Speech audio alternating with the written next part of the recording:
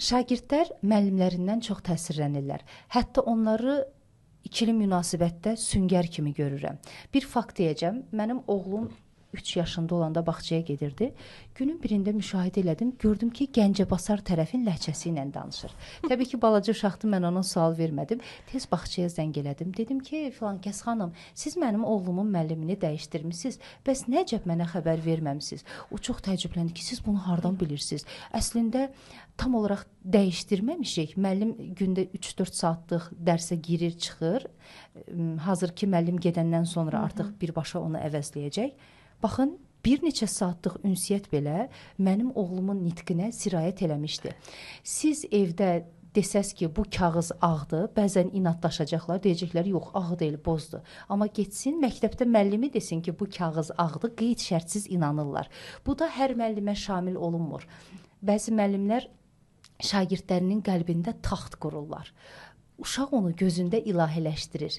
O səbəbdən də o necə danışsa, necə davransa, uşaq sanki onu təqlid eləməyə çalışır.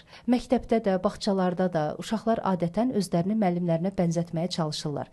Bir də ki, axı evdə hamı deyir ki, müəllimin sözünə qulaq as, müəllimin sözünə qulaq as. Deməli, mənim çevrəmdəkilər də müəllimi nümunə götürüləcək böyük bir şəxsiyyətə çeviriblər.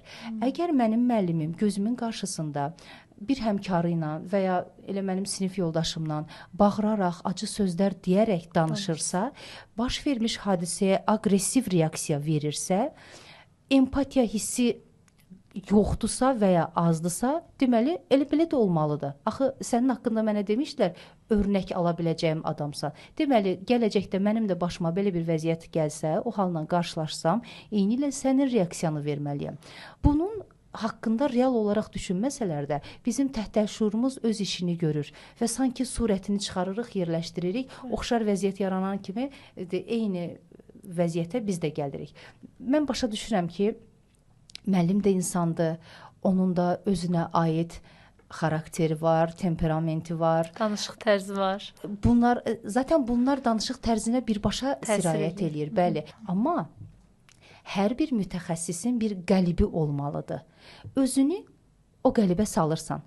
Əgər söhbət konkret olaraq müəllimdən gedirsə, o sinif otağının qapısını açanda girdin, oldun yüksək standartlı qəlibinin içindəki adam. Artıq burada sənin nə xasiyyətin, nə temperamentin, nə az öncəki hadisənin heç bir rolu yoxdur, təsirsiz qalır. Sosial maskalar deyirik biz buna. Qanın qarı olsa belə o təbəssümlü maskanı taxacaqsan.